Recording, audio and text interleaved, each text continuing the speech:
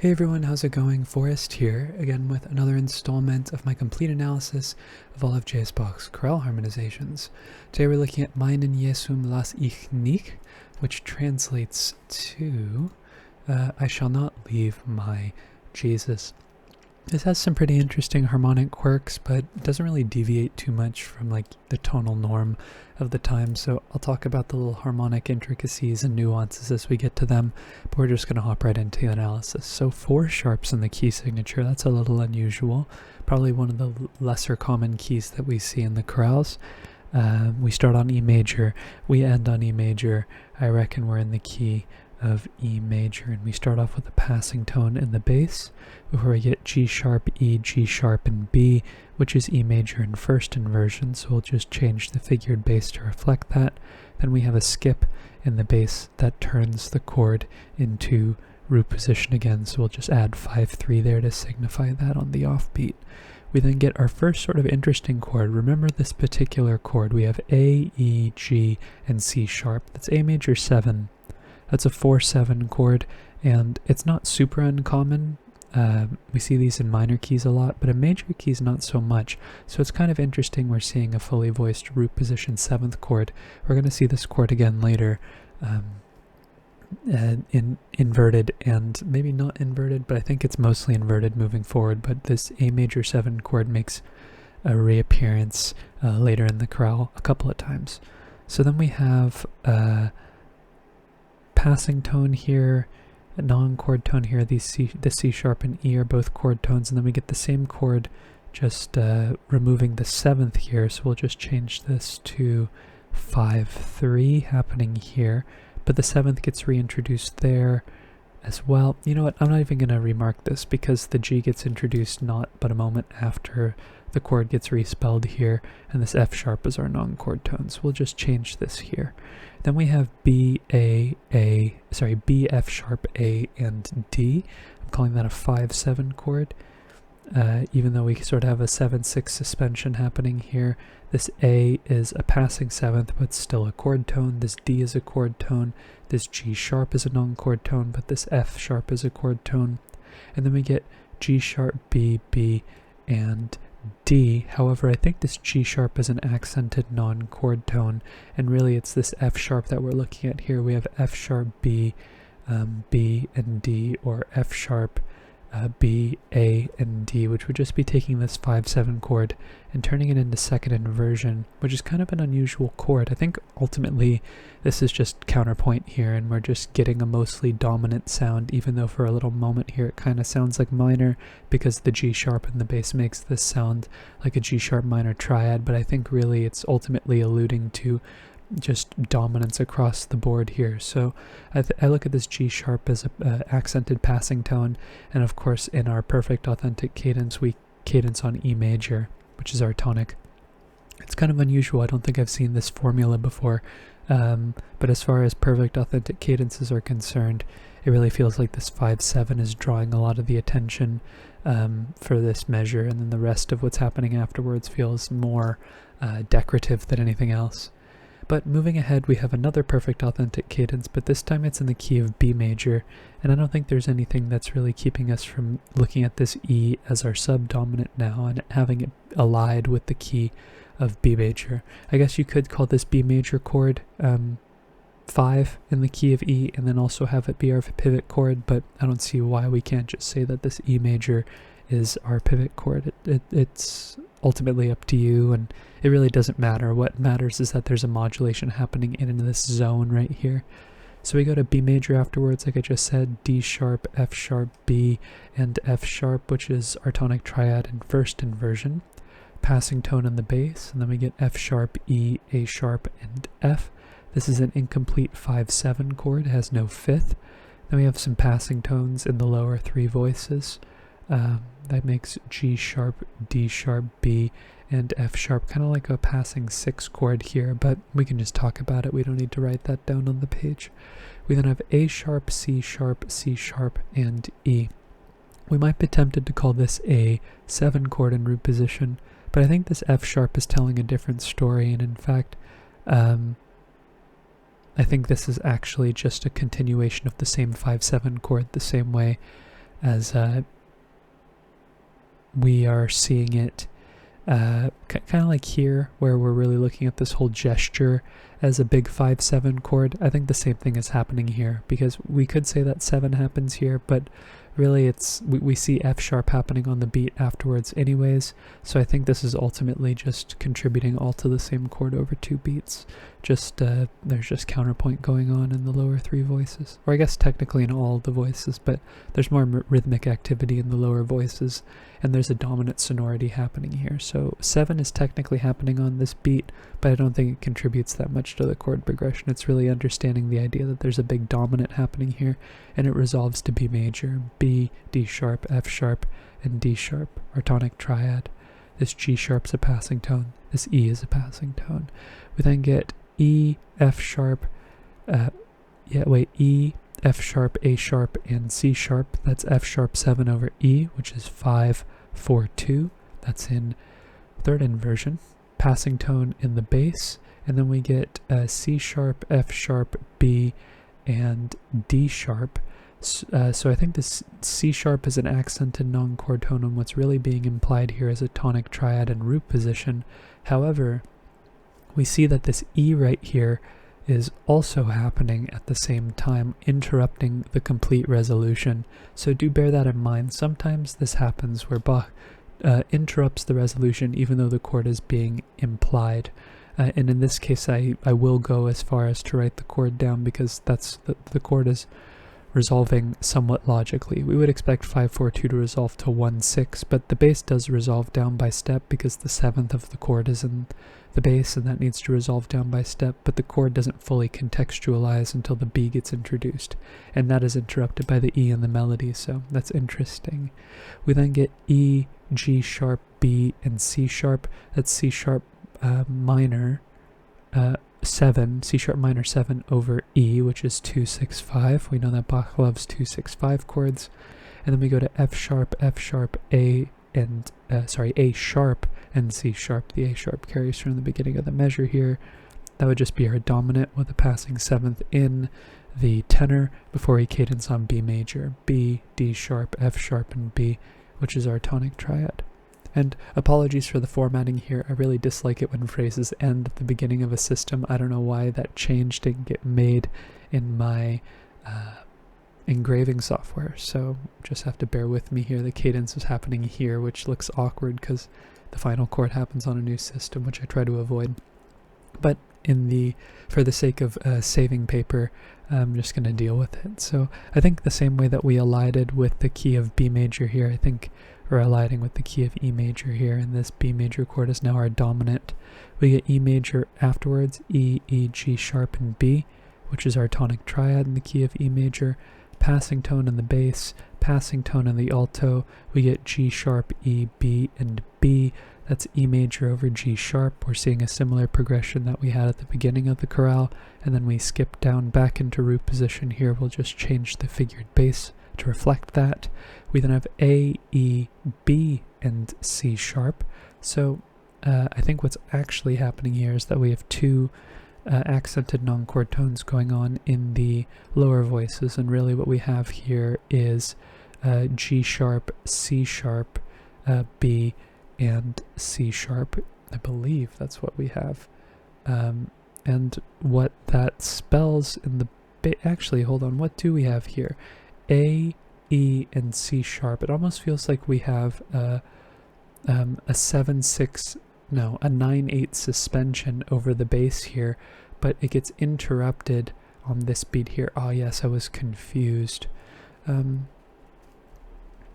I do think this B is a 4 chord with a 9-8 suspension in the alto. We have this B carried over, and then it turns into an A here, but by the time the 4 chord gets fully contextualized, we have a passing 7th here in the bass, and the C sharp is a chord tone. We get F sharp, A, and C sharp, so we get an interruption here where we get a root position 2 chord. That's what happens. That's interesting that we have a suspension in the chord that resolves to a different chord. It's unusual. We have seen it before in the past. It's not unprecedented or anything. It actually comes up with some consistency, but usually doesn't happen at such a strong point in the measure. Or actually, can I say that with confidence? I feel like it has.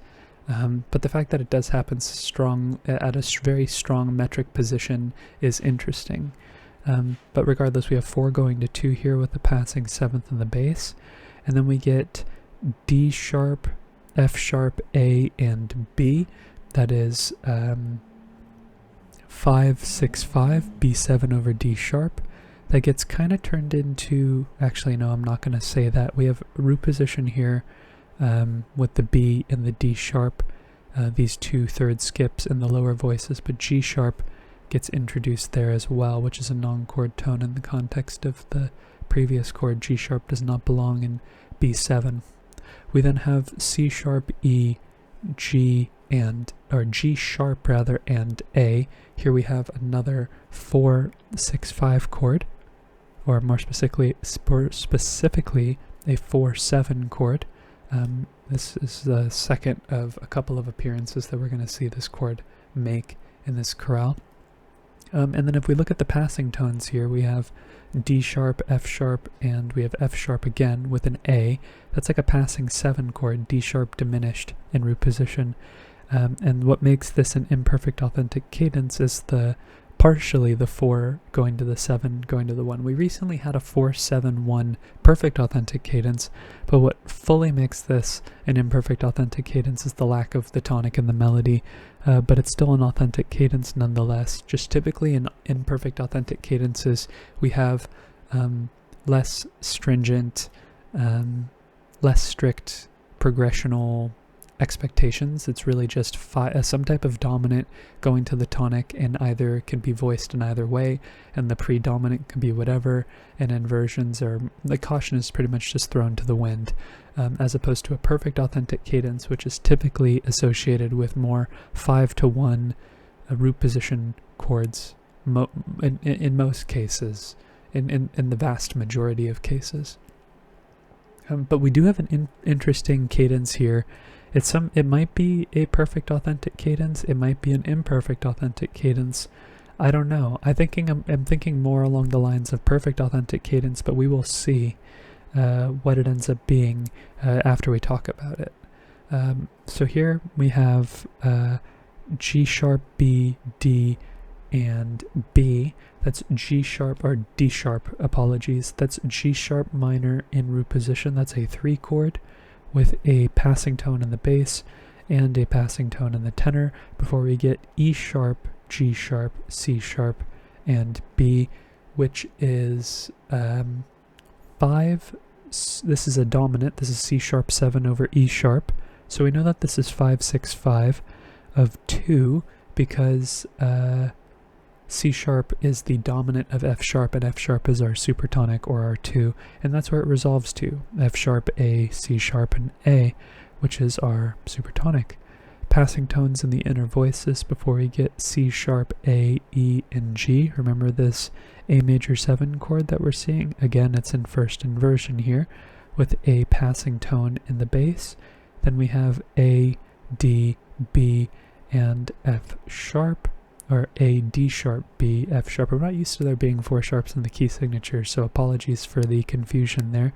I think this is a 5-4-2 chord here, where we get a passing tone in the bass, which resolves the 7th, and then we have F sharp, E, B, and G sharp, where we have another one of these interesting cases where we know that a tonic triad and root position is being implied here, but we have the interruption of the resolution in the upper voice. Exact same thing as we have happening before. 5-4-2 going to 1, but the 1 is interrupted by the melody occurring at the same time as the bass, which would complete the chord, but the A in the melody muddies the analysis a bit, at least in terms of it being a strict tonic triad. There's counterpoint going on, but we know that the tonic is being implied there, and that's what matters.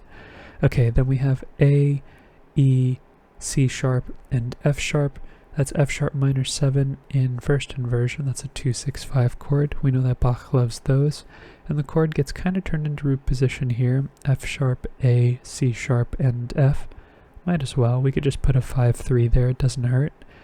Typically we don't see it fully voiced, or we see one of the voices get taken away, but really what ends up happening is the voices replace each other, so we have a fully voiced triad. That's unusual. Usually the counterpoint makes it so that we have an incomplete triad, or the spelling kind of breaks tonal conventions, or what we would expect. But here it doesn't, so I'll go ahead and keep it there. And then we have B, A, D sharp, and F sharp. That's B7 in root position, which is 5-7. This G sharp's a non-chord tone, this F sharp's a chord tone. And then we cadence on not E major in root position, but E major in first inversion. G sharp, B, and E. Very unusual. We typically expect root position triads in perfect authentic cadences, but I don't think there's anything I don't think there's anything written anywhere that suggests that perfect authentic cadences always deal with root position triads. Here we have a cadence that doesn't have a root position triad, and the fact that the tonic is still in the melody is, I think, what's the most important. So I wonder why Bach made that choice. Okay, looking ahead, we have an interesting cadence again. This is an imperfect authentic cadence in the key of C sharp minor, so the relative minor, but the modulation doesn't happen until well into the phrase. Granted, the phrase is relatively short, but proportionately, the majority of the phrase still stays in the key of E major, so we're looking for a modulation point in and around this B sharp. So here we have E, G sharp, E, and B. That's a root position tonic triad, E major. Passing tones in the lower voices before we get G sharp, B, E, and B. It's taking the triad and inverting it into first inversion, and then we go back to root position on beat 2, and then we have A, E, and C sharp, another 4 chord. We're seeing a very similar progression that we started with. This B is a neighbor tone, this E is a chord tone, and then we get A, C sharp, E, and C sharp again, so no need to reanalyze, passing 7th on the bass, and then we get F sharp, A, and D sharp. That's D sharp diminished in first inversion, so that's 7-6 in the key of E major, but in the key of C sharp minor it's also 2-6, and as we are preparing for an imperfect authentic cadence, I think it makes sense. Technically the chord is getting turned into, or F sharp, C, A, and D. This should be 6-5. Bach loves his 2-6-5 chords. The chord gets, see, here's an example of what I was talking about with why writing 5-3 here isn't as problematic as writing it here. If we were to write that the chord was getting turned into root position here because the bass changes, we have D sharp, C sharp, and these are not fully diminished, they're half diminished. If we were to write that this was in root position, this diminished triad lacks a 5th, D sharp, C sharp, F sharp, and D sharp. And diminished triads are mostly defined by their 5th because that's what their title comes from, diminished. The diminished 5th, and the fact that that is missing in this chord is, we know that the structure of the chord is pretty much still there, the majority of it's intact, but it's not enough for me to feel compelled to say that the structure of the chord is changing, whereas here,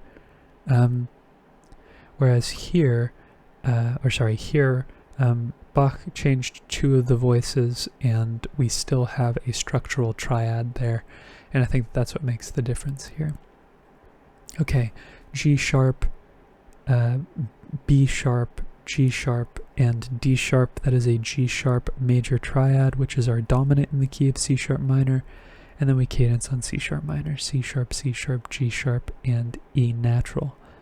And we are looking for a point in which we modulate back to the key of E major for our perfect authentic cadence. I think this C sharp minor triad is now our submediant in the key of E major. We've had a lot of eliding cadences. Pretty much all of our cadences that have been in a different key have then turned into the pivot chord of the next key. So that kind of strengthens my analysis in my opinion, because it's consistent and it makes sense, but you could be more granular and make the argument that they happen more specifically in other places. But I don't really think it matters too much. What matters is that you're hearing that the analysis is there and marking where you think it makes sense.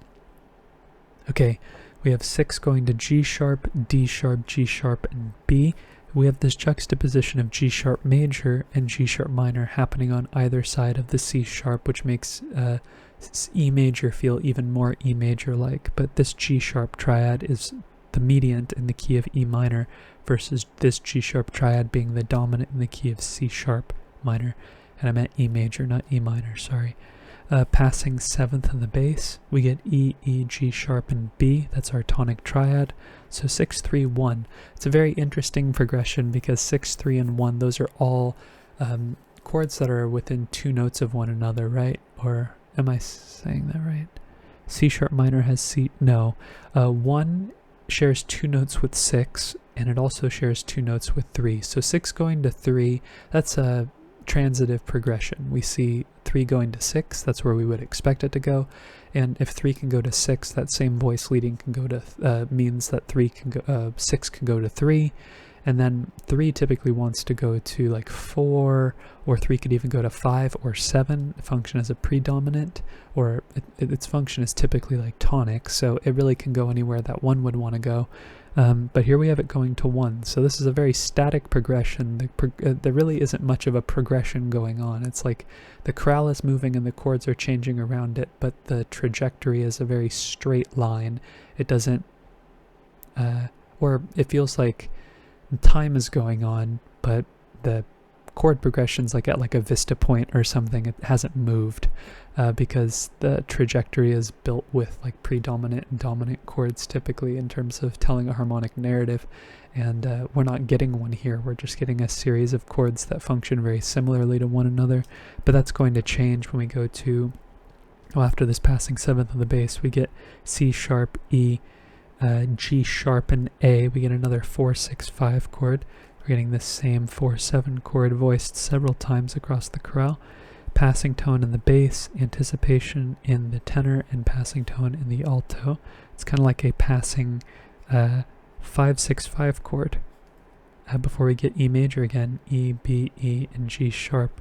Something to say about 4-6 chords. I feel like I say this in most of my videos. When we have 4-6, typically there's the leading tone bare minimum connecting the 6 and the tonic in the bass, and sometimes we get support from the inner voices to fully voice the chord, subdividing the harmonic rhythm into 4-7-1 or 4-5-1, or I guess it would always be some type of 5-6 chord because the leading tone would be in the bass.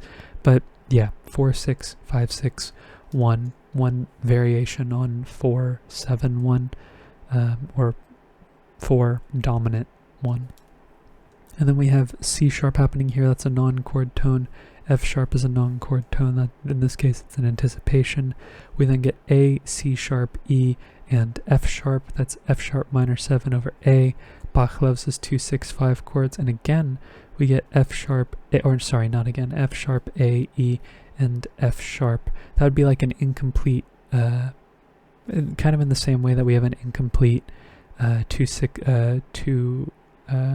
7 chord here, but it's kind of the same thing. We're missing the 5th, and in the case of a minor triad, it's not as important, but without all the context there, it doesn't feel as meaningful to reinvert the chord. I typically only analyze that when we see the entire chord being respelled in a subdivision of the harmonic rhythm, and here I don't really feel like we're getting that. This is a typical sort of contrapuntal gesture that Bach does where he skips down, and that inherently changes the feel of the chord to be in root position, but the rest of the voices don't fully support it. In this case, admittedly, it supports it more than it usually does because a lot of these are diminished triads with a 7th on top rather than minor triads, but I don't really feel like it makes too much of a difference in this case. Like, if I were to analyze this one and not to analyze this diminished one right here, it would feel kind of disingenuous, so I'm going to not analyze. I'm not going to analyze it, but we can talk about it, and that's the benefit of having a video, is talking through the points and through the motion, so that you're not just looking at a complete analysis, that you're understanding what's going on, or at least I'm trying to understand what's going on. Okay, then we have B, F sharp, D, and F sharp. That's B major in root position. That's a 5 chord. Typically we're getting 5/7 chords, I feel, in the key of E major, so it's interesting that we're getting just 5 chords here. Might be the first 5 chord we get in the key of E major in a cadential situation. Most of the time they're 5/7 in this particular chorale. But this B is a chord, this B is a chord tone, this E is an anticipation, and then we cadence on E major, E, G sharp, B, and E, which is our tonic triad in root position as we would expect at the end of the chorale, and that is today's analysis. I hope you enjoyed the video. As far as this chorale is concerned, lots of interesting voicings and lots of counterpoint here. We kind of had to spend a little bit of our effort inferring that certain chords were happening, like in this case right here, and in this case right here, where non-chord tones interrupted the resolution of the suspensions that were happening in the other voices. And it's just interesting when stuff like that happens, and you have to be critical when you're analyzing the music and picking the chord progression out of the counterpoint, because Bach wrote music that reconciled counterpoint, where music was conceived horizontally, and tonal harmony, which is music that is conceived vertically. So it's interesting seeing the bridging of those two worlds. I think Bach wrote mostly horizontally. Like Bach was thinking about lines in counterpoint and individual melodies coalescing into a sum of parts, but Bach, I think, felt limited in terms of his note choice beyond that of his predecessors, because he was bound by the idea of harmonic narrative and also vertical consonants and or vertical structure. Sometimes vertical consonants, but just vertical structures as well. So very challenging music to write effectively, that is. Bach was a master of doing so, and Bach clearly had a very mature relationship with the music, because he wrote outside of the box and broke a lot of the suggestions, a lot of the guidelines that one would come across in a harmony textbook or in like a harmony class. So it's interesting to see him voice chords the way he does and bridge that gap between counterpoint and homophony. But I'm going to cap the video off on that note. If you're interested in following me along on this journey of analyzing all of the chorale harmonizations, feel free to subscribe to the channel and hit the notification icon. I upload once a day, so you'll get notified of when I upload a video to YouTube. If you're interested in getting a daily dose of Bach or a daily dose of analysis. But on that note, thank you again so much for watching the video. Thank you so much for supporting the channel by doing so. I look forward to tomorrow's analysis, and I hope you take care.